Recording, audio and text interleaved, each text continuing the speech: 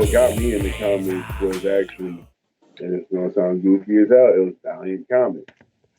So I went into some comic book store when I was younger, and it was closing down and getting ready to Hardaway. get turned into a Hardaway. go-kart store. Hardaway, There- hey, I don't mean to interrupt you, bro. You're really muffled. Am I? No, you sound Oh. clean, Mike. Oh, Hold on. Is There that you better? go. That is 1,000 times better, Hardaway. Wasn't trying Yeah, to one of interrupt you, my my bad. But yeah, no, holy you cow. good. But no, so basically I go into this comic book store and it's closing down. And this old man comes out and says, "Hey, what you looking for?" And I'm like, "Look, I got like $10. What can I get?" This is shit. I'd say 98, 99. And he's like, Deathbait just came out. All right, when they did the whole Valiant and Image crossover. yeah. So he hands me the gold one, and he was like, "All right, here's this." And then he hands me the first 3 issues of Torah.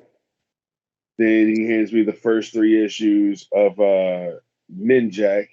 Yeah. He handed me a couple issues of Bloodshot. He was like, "Here you go, Magnus the Robots." Like he just ended up handing me like 20 or 30 comics and whatnot. All Valiant. Nice. And because he was like, "What are you into?" And I was like, "I honestly don't know. I just don't really want to get what everybody else wants." Mm-hmm. That's what I told him. I was like, everybody wants to read Spider-Man and Batman and Superman and whatnot. And I'm like, well, I want to read something nobody else is reading. Because I wanted to be different for some reason. So he ends up handing me this whole entire slew of Valiant comics, like the original Rye and like I'm telling you, Magnus the Robot Slayer was like, he was brutal. Like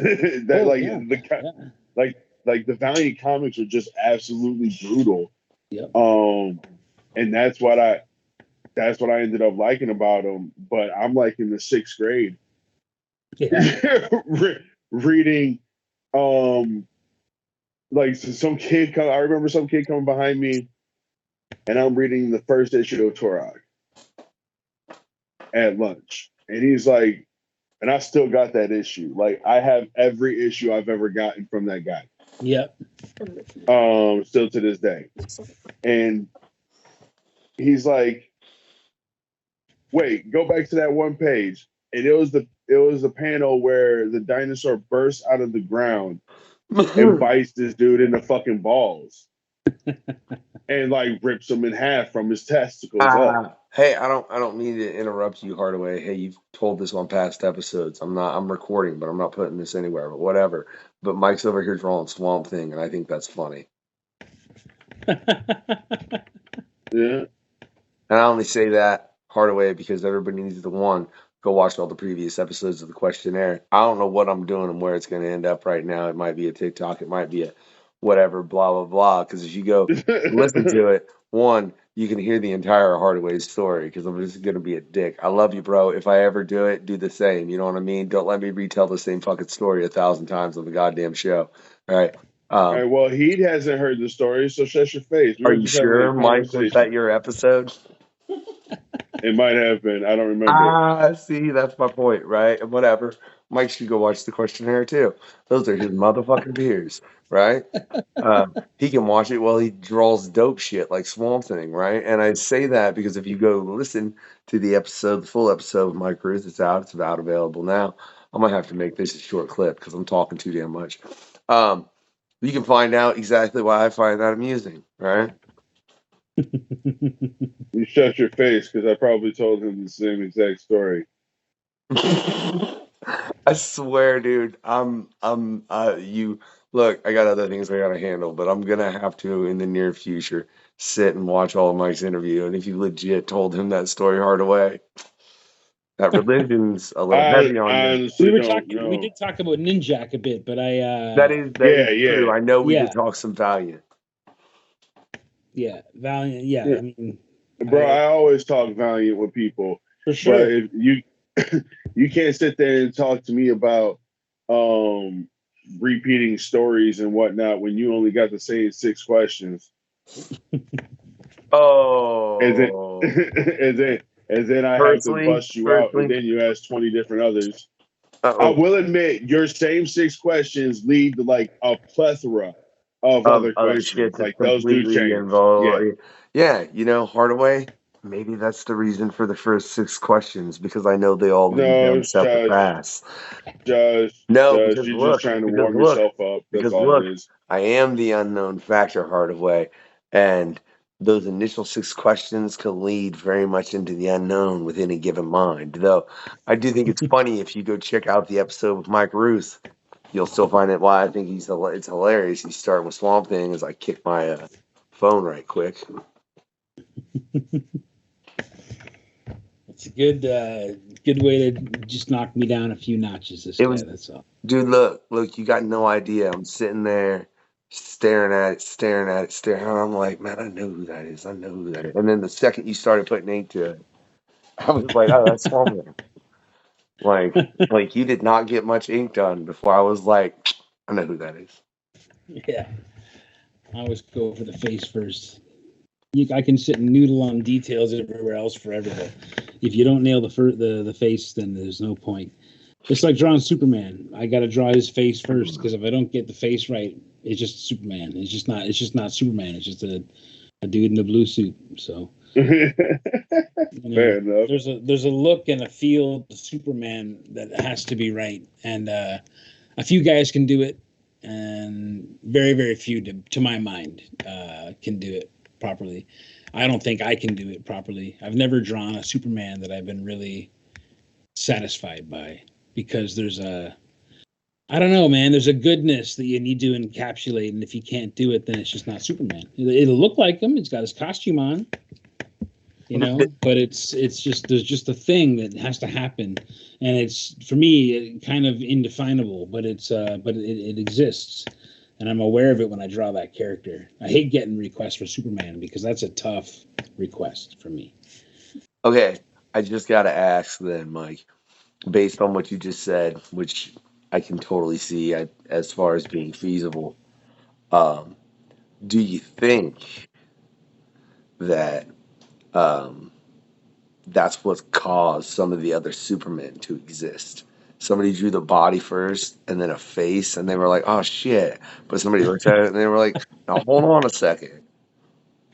Well, it's hard to say. There could be something to that. I mean, I know that there's been artists who've, trying to think of who it was. I don't want to say the names because I'll probably get it wrong. But many years ago, they got, I want to say Kirby drew Superman for a little while.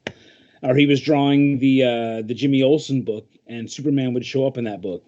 And the guys who were drawing Superman back then had such a distinctive look that even Jack Kirby would get his heads redrawn by the current Superman artist over his drawings before they went to print, because Kirby had this, really heavy, brutal attack with his work. And he had I don't want to say he had a tough time doing subtlety, because he could draw beautiful women and beautiful things. But when it came to drawing men, they tend to look very rugged and rough. Yeah, like a little bit too strong in the features, a little bit, a little bit too serious. Too much like Nick Fury or like Sergeant Rock, a little bit too aggressive and heavy boned in the face. And it just didn't look like Superman to the readers at the time. So they would actually ape in, the main artists would come in and ape over top Kirby's work and draw the heads in. Which is just a weird thing to think about, but it happened probably a lot, You think you're afraid to lose those readers, like, man. It's like when Ditko left Spider-Man, and everyone had to suddenly accept John Romita. Like, he's amazing, John Romita Sr. But he wasn't immediately warmly received. He made that book his own and was on it longer than anybody, pretty much. But Yeah. you know, it still took that a while to transition those old fans over. So yeah, it's interesting. I'm just rambling about comic nerd stuff right now, but sorry. That's That's what we dope. do. That's dope. It makes me wonder. Oh, so you rambled so long, I forgot what I was saying, but I don't even give a damn because that was a great ramble, Mike. You know what, Mike? Do Superman next. I don't even. Okay. I do want to see his Superman. I ain't even gonna lie. I don't even like Superman, but I do want to see your Superman. Yeah, it's tough, man. I'm not sure I would draw it on camera, to be honest. Maybe we'll see. We'll see how Swamp Thing goes here, and we'll see. It could be fun. How about this? If you fuck it up, and it's still just the three of us, it never goes anywhere, Mike. I promise you that. Now, if everyone pops in and what we I start do if the I show, fuck up Superman, I literally put a giant mustache on him. Like if I know it's just not going to be saved, then it just gets giant mustache treatment, and then it just becomes giant mustache Superman. And there's a fandom for that, I'm sure, somewhere, you know. But that's what I tend to do. I once totally botched a Loki, gave him a huge mustache. That's you know what's hilarious about that is the fact that I don't know if you guys have seen it, but in the DC League of Super Pets movie. Haven't seen that. Heard it was pretty cool. Okay, look. You just said something so funny, Mike. You don't even know how funny it was. Because the main villain is like a fucking guinea pig that gets superpowers from yellow kryptonite, I think it is. Orange kryptonite. Orange kryptonite. Thank you. And ends up like running up on Clark Kent and just snatching him up. And he's like, "But how'd you know?" And she says something about, "Oh, those glasses ain't fooling anybody. Maybe a mustache, but." Nice. That is literally a line in the film from this guinea pig to Superman, who can't even understand the guinea pig. The guinea pig is squeaking bullshit, which makes it even better. So yeah, let's see your mustache, Superman. Let's see what he looks like with a proper damn, like, because let's be real honest, bro. Them glasses ain't fooling nobody. Like, for real. Well, and that's the thing. I always like when artists draw Superman and don't make him too. He can't be too ripped and ridiculously huge because, again, he's trying to disguise himself as a regular person. So, like, I never liked it when some of those artists would draw Superman like this, just ridiculous, you know, monster heavyweight, you know, because that would make Clark Kent's job so much harder, you know. That's why I like Christopher Reeves as a believable, you know, fitness level and height and regular looking dude. But, you know, it's easy to conceal that it kind of makes him more magnificent in a way too, you know, when you think about it. Just a regular guy who just has these amazing abilities. Yeah, I don't know. Whereas a guy like Captain Marvel, like Shazam, it's okay if he's ridiculously huge because he's literally a teenager that transforms into like a god, right? So he doesn't have to hide his identity. He's got an alter ego, you know, a totally different person as an alter ego. So, but not even that, Mike. He gravitates. I mean, I seen somebody on Twitter post about this recently, like exactly what we're talking about. I wish I could remember who it was. It's the aspect of he doesn't have to be buff. He's Kryptonian. It's just that's the effects, and it doesn't make his muscles bigger. It just makes him a fucking superhero, you know, or villain, depending on. I mean, thankfully, you know, because you could totally have gone the opposite way with that. But yeah, I mean, but it doesn't make it to where he's like looking like Brock Lesnar. Yeah. Yeah, I would find that kind of Superman much harder to believe, I guess, for me. Like, same as Batman, too. Like, Batman's been drawn so ridiculously jacked sometimes. It's believable that a billionaire who's got all kinds of time could spend all day in the gym, I suppose, but, you know, as his alter ego.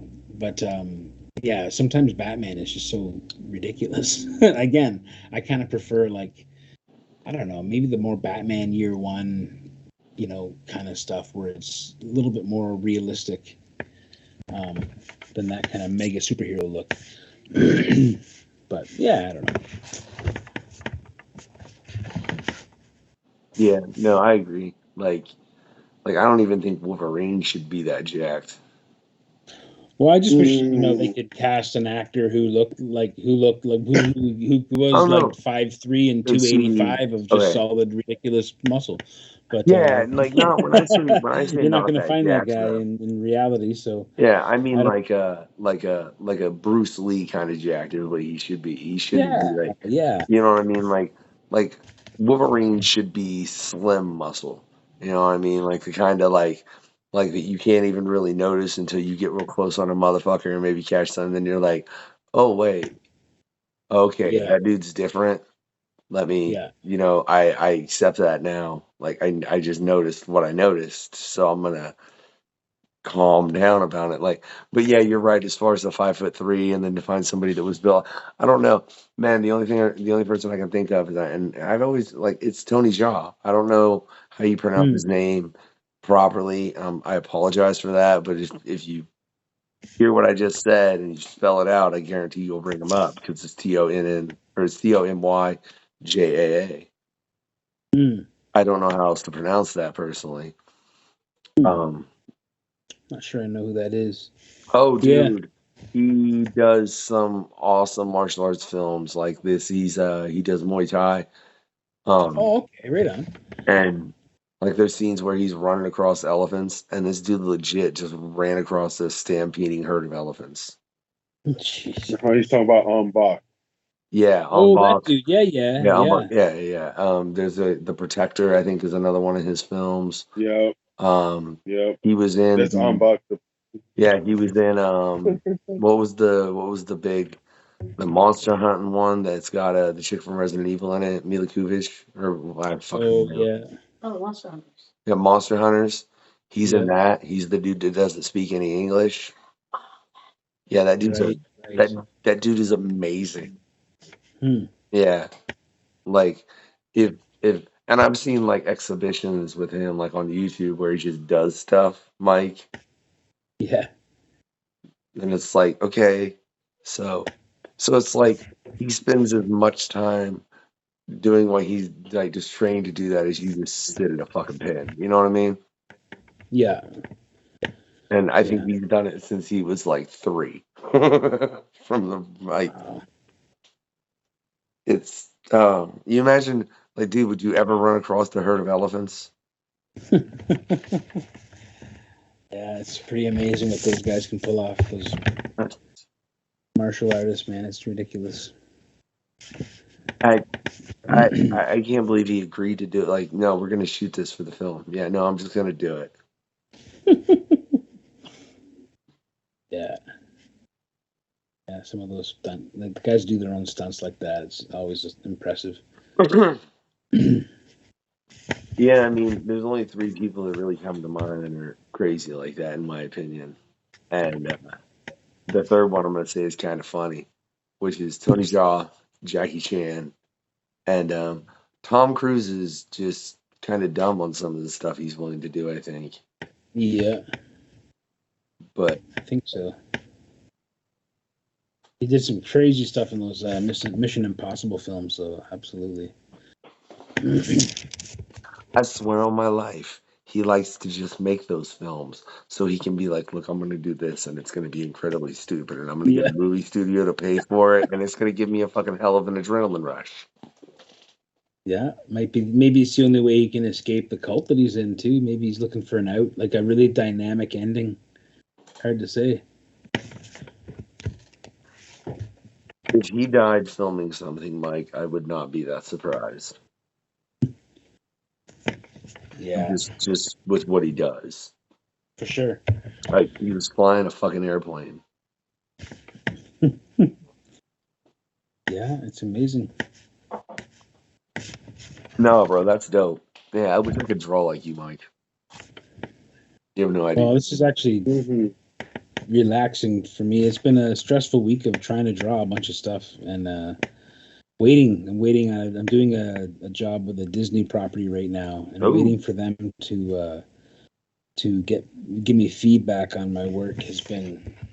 It's just killed so much time, and it's caused so much extra complication to my schedule this month because I have one more show of the year to do on the east coast of Canada, and I'm looking forward to it. But I'm also just like kind of running low on fuel for the year, and yeah, man, they've had my sketches for 3 weeks, and they only approved them today, and it's just eaten up a lot of time. So now I'm in a big rush to get that done. I didn't want to cancel tonight, but it's like they kind of boned my weekend on me a little bit, Mike, which is fine. I don't know if you've noticed, but it's 9:51 and no one's in the fucking room. I know, it's a shame, man. We can always reschedule, man, if you know, and for another time, or I think it was like it was slightly rushed, man, and like it just yeah. No, listen, man. Anytime you guys are free, man, I love hanging out with you guys. I'm good to do this any old time, like for sure. You know, you just say the word and say the when, and I'll be there. Absolutely.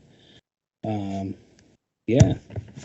Yeah, it's always fun chatting it up with you, dude. Because like, I think that's the one thing. Word. What the fuck? Oh, that was a weird word you just came in with, Hardaway. And I know the word was word, but don't you know the word is the bird? Come on now, that's besides. Wait. Have you guys had Hugh on yet, or was that going to be tonight, the first time? But yeah, he was going to be the guy that was the Right. that was the member of the round table that had not been on before, you know, because I figured that would give it an interesting twist as far as like, okay, Yeah, here's these for several sure. people that have dealt with our bullshit. Here's this one dude that does nothing of it. Man, Hugh and I were in a sketch battle in Halifax on 2 weekends ago, and I have never lost a sketch battle in Halifax, but I was absolutely like, that man ate my food, man. Like that guy destroyed me on stage, and it was a humbling defeat. And you know, there was some technical issues that caused major malfunctions for me.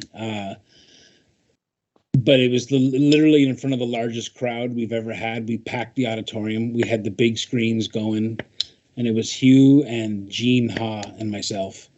Gene Ha, who's worked with Alan Moore on Top 10, and he's drawn pretty much everything at DC. Just an amazing dude. And here we are on stage. It's supposed to be a 40-minute sketch battle. And Hugh is listening to, like, Hugh is in his zone, man. He's 6'6", and he's just in the zone. You know, he's got his headset on and he's listening to his music, and you can just see the panther in him that's about to come out and destroy Mike Rooth on stage. And you know, we get up on stage and we have no idea what we're going to be drawing because it's decided by the crowd. The crowd kind of shouts out suggestions, and crowd approval is what makes the decision. So anyway, before we get to stage, I'm packing up all my gear into my bag, and I got one of these looming people that comes to a Comic-Con and just stands at your table and just talks about their entire life while you're trying to get ready or do a drawing or focus on something else. And they just come and they talk about the surgery they had on their bladder, or they talk about their grandkids, or they talk about whatever, and they just go on and on forever, like I am right now. And I'm packing my bags, getting ready to go and do battle with Hugh. And I roll up all my pens and a rubber band, all the stuff I'm going to need on stage, and I throw it into my coat pocket. And then this lady's still talking to me while I'm packing up the rest of my material. And I grab my gym bag and I head up to the stage. Like the PA came over to grab me. She's like, "Okay, we need you on stage." I'm like, "Okay, well, nice talking to you, lady. I got to go." And I run, and I left my jacket there with all my tools inside the pocket. So I walked the 20 minutes to the stage, And there's all kinds of technical errors. They've only got 2 cameras, but they got 3 artists, and they've only got 2 big screens, and they're trying to now figure out a new configuration for everything. And we don't care. All we know is they're cutting into our sketch time. We've only got 40 minutes, and we've got a packed house. So anyway, by the time we got up on stage, we've only got about, I don't know, maybe 22 minutes left of our time. They call us out on stage, and they did like nice big wrestling style kind of call outs for us. There was a video that went up. It was awesome. Anyway, Hugh gets a huge applause, and I get a big applause, and it was nice. And I sit down, and the crowd roars out, "Mario mashed up with Loki." And I'm like, that's fun. Mario Loki mashup. That's fun. I can draw that. That'll be wicked. So I reach down in my bag, and I've got nothing to draw with. I've got a fine, light 4H pencil, which won't even show up on screen. I've got no eraser. I'm looking through my bag desperately going, where's that bundle in the elastic band of all my brushes and pens? Nowhere to be found. So I'm going through all my stuff, and all I got is 1 fine point pen that's dry, 1 huge ass shaggy old paintbrush, which I just had in that bag for 20 years. Like, it's just been in that bag forever. And 2 little containers of yellow and green paint, which was handy because I was drawing Loki, but I had no way to draw it because I had no pencils. Like, I had nothing that would show up, and I just had this 1 dry fine point pen. So I literally then proceeded to die on stage. I just died on stage, man. That was it. Well, And Hugh kindly kept on looking over, and I think he wanted to ask me if I was okay, because I was just like frantically searching for my bag for anything to draw with. Meanwhile, I could have reached over and grabbed anything off of Hugh's table to draw with, and he would have been cool. He would have given me the shirt off his back if I needed it. He's that kind of guy. But I didn't. I was too proud and angry at that point, and I was just going to make do with what I had. And I'm telling you, Hugh left a smoldering pile of ashes where Mike Rooth used to be that day. And I'll never forget, as long as I live, how utterly savage that beating was, and how humbling it was, and how I couldn't have been prouder to have been beaten up by such a good friend. Like, it was such an unbelievable slaughter that even though he knew he was killing me, he was kind about it until after we got off on stage, and then he was just merciless. Like, he was just like, I don't know what that was, Mr. Rooth. That was a strange new style, this new dry fine point pen style with a shaggy brush. What's that all about? And man, I'm telling you, it was a nightmare. And the kind people of the East Coast, they treated me with the kindness that only the Maritimes can deliver. And it was, if they were watching me die on stage, they were having a good time doing it. And they didn't know I was dying on stage, but I'm telling you, I was already dead. I was already dead before I walked out on that stage, man. Well, to that, Mike, you say mashups, and you're doing this. And Hugh drew the mashup so perfect. Like, it looked like it could have been off the box of an N64 game. Like, I shit you not. Like, a Mario meets the MCU. Like, I'm telling you, it was a textbook Nintendo approved drawing of Loki as Mario, or Mario as Loki. It was utterly perfect. All right. Well, then it just blew me apart, man. Look, you've been drawing the turtles all month, man, right? But you haven't actually drawn the turtles. Right? I have, yeah. Oh, you have? Oh, yeah, I've worked on turtles and stuff. Well, No. That's not what I meant. I know you've done the turtles, Mike. I know that. Yeah. I mean, as far as, we were talking about the last Ronin cover you did earlier, bro. That shit's dumb. Yeah. I edited it into your damn interview, bro. I would hope I'm aware of that. Holy shit. If I'm not, there's a problem. I'm doing way too much of what Hardaway is, apparently. But, I mean, as far as within this month. Within this month? Yeah. I haven't worked on any new Turtles projects. No. Yeah, you haven't actually done the turtles. right? In this project, yeah, the first 4 that I did were turtles. First 5 pieces that I did were the turtles. They were smaller, No, and then really? I did. Okay, my bad. I seen a post from you, man, and I swear I seen something about you hadn't done it. Maybe it was as a group. Oh yeah, I hadn't done a group shot yet. I had thought about doing a group shot to finish out the book. Okay, Yeah, okay. Let yeah. me. Can I put a twist on it, Mike? And you can just sketch it next, and I think it'd be hilarious. You're like, I'm gonna kill this son of a bitch. Take the turtles and mesh them up with Marvel characters, right? Now, now hold on, man. I'm gonna go a step deeper. And Hardaway, did you hear what I just said? What? Dude, I can only see the top of your head, firstly. All right. Okay. And where'd you go? I don't know. What are you doing, Hardaway?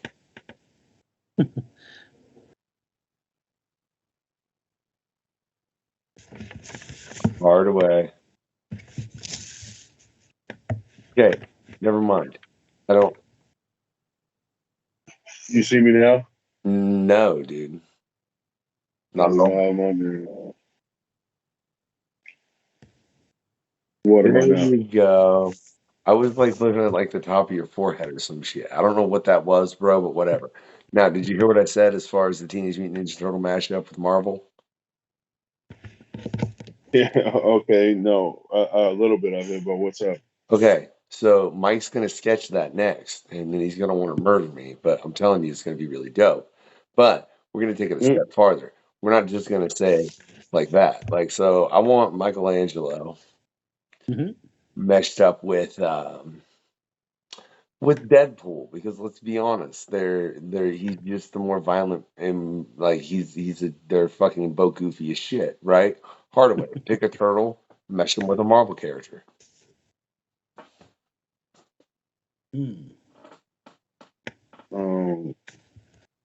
I would not have done Deadpool in my. What, I you would would have have done done Deadpool and Roth? No. Look, dude, Deadpool is one of those characters that is Deadpool. All right. Whatever, Hardaway. Make your choice, man. Like, We're not debating one another's choices. We're not fully going to agree with one another. I almost guarantee it.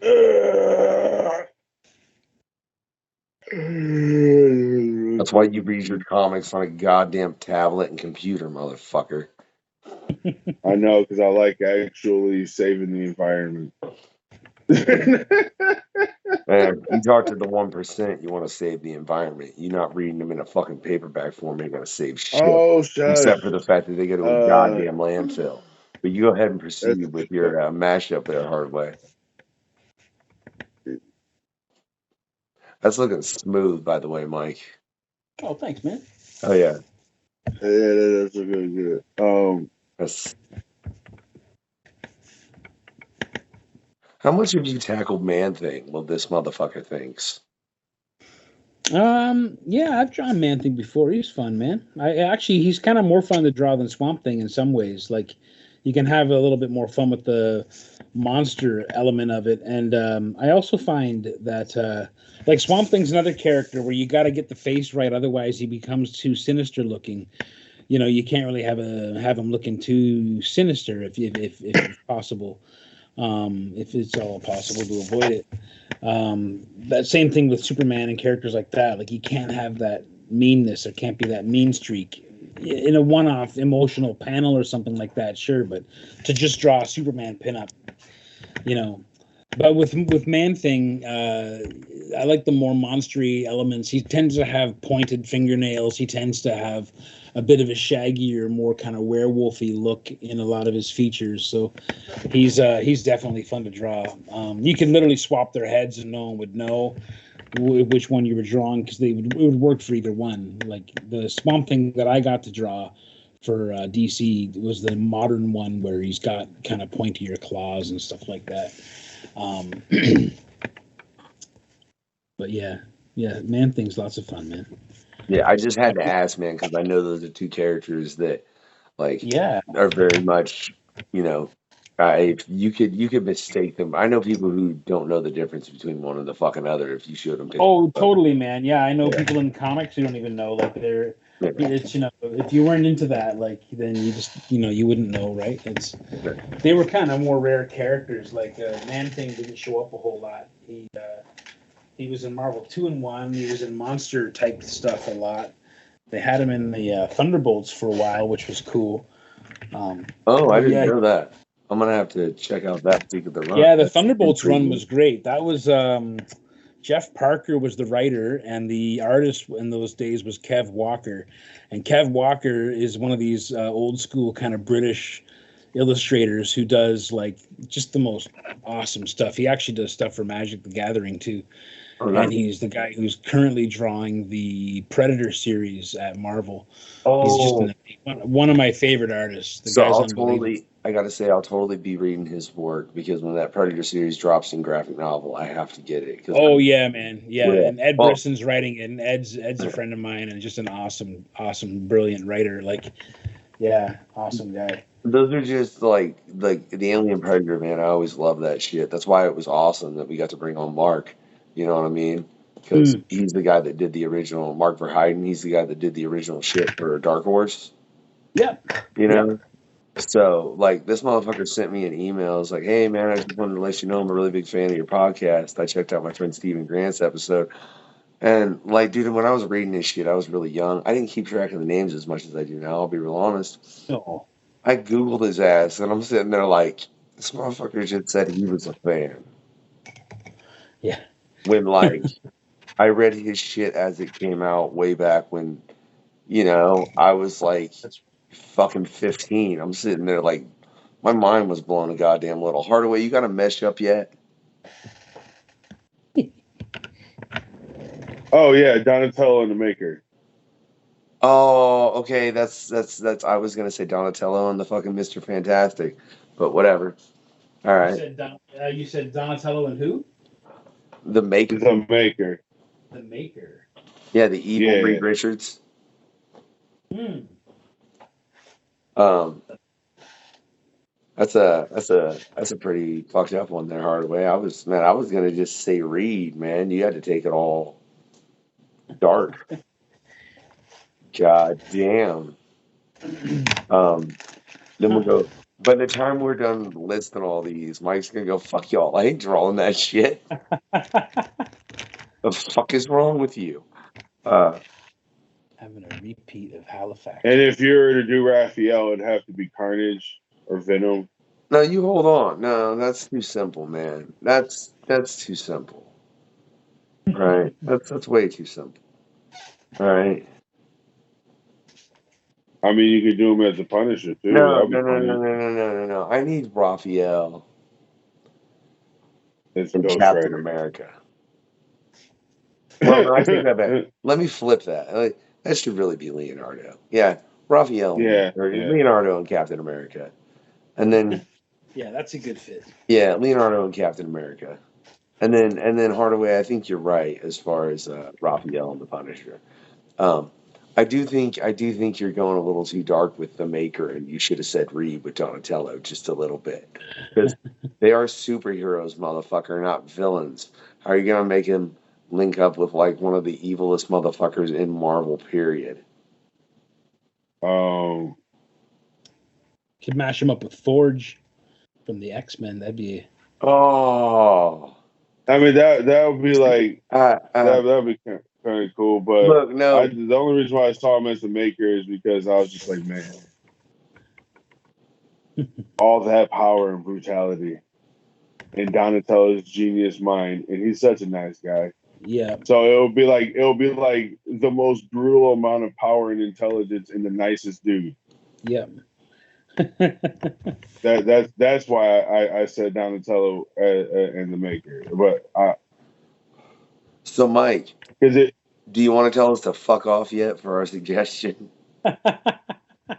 No, it's entertaining, man. It's good. I was actually having a conversation the other day on a show about I'm not sure how we got onto it, but we were talking about what the Turtles, like, you picture the Turtles hanging out on a Saturday night in the late 80s, mid to late 80s, and they're watching TV and they're watching Saturday night's main event.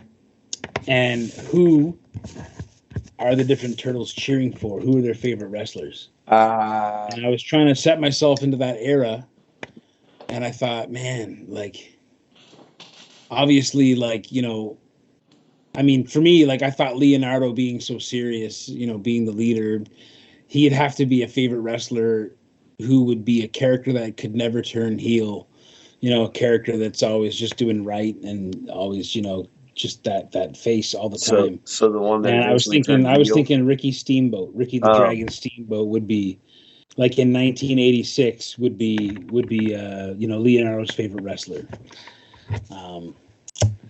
And I can't remember where we were going with that, but we had like some pretty interesting discussions around that.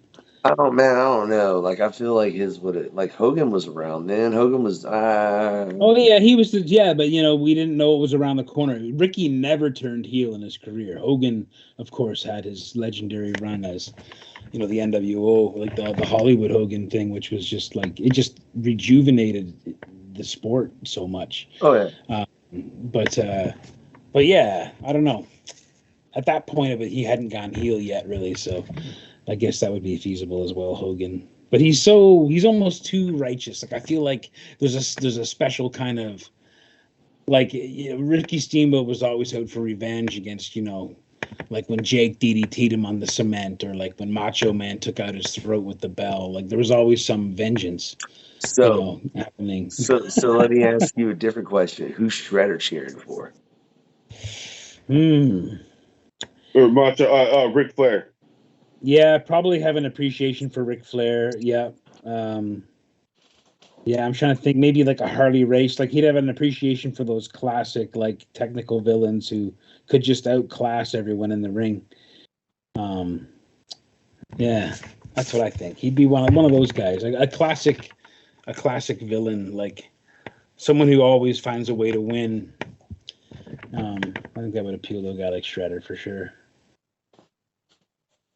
I just always want to try to find a link between comics and wrestling, because I do feel like there is an untapped thing there, but it's never gets tapped in the right way, and so it never works. But it's funny we discussed that on your episode of the Questionnaire, bro. Which I guess this is just another episode of the Questionnaire with Mike Rooth. Fuck ever.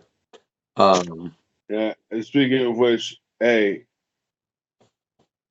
it is past that time, bro. I do got daddy stuff to do. Sure. Yeah. All good, man. Oh, well, you know, no, man. We were supposed to make this motherfucker sketch a whole concept that we just came up with, Hardaway. You ain't what? Like, you know what? I would love to say actually. You know what? Next time if we get Hugh on, that'll be a really fun one, because, like I said, Hugh can draw circles around anybody, and he thrives on the mashup stuff. Like, he just gets it, and that would be entertaining as fuck if we did something like that. All right, so we're gonna plan another roundtable. Yeah, dude. Yeah, absolutely. This has been a brief episode or something or whatever. But it came out in some capacity.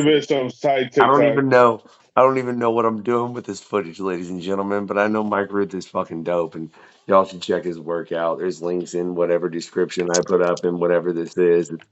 Whatever. Maybe we need to start doing more random bullshit like this with people that have come on in the past, and be like, hey, this is just some random clips of the three of us, and we're just kicking the shit. Yeah, man. Winter is long, you know what I mean? If you ever got an open night, you want to just jam out some ideas or whatever like this, we can do this anytime. I know that Swamp Thing is dope, bro. Send it to me. No, I'm just kidding. Oh, I will. No, I was planning on sending it to one of you guys. I was gonna see if you guys wanted to fight over it first. But fuck you, Hardaway. Make more TikToks. I don't know if you're ready for that smoke. Fuck you, Hardaway. Make more TikToks. Did you hear me? Did you hear me? Huh? I said, fuck you, Hardaway. No. Make more TikToks.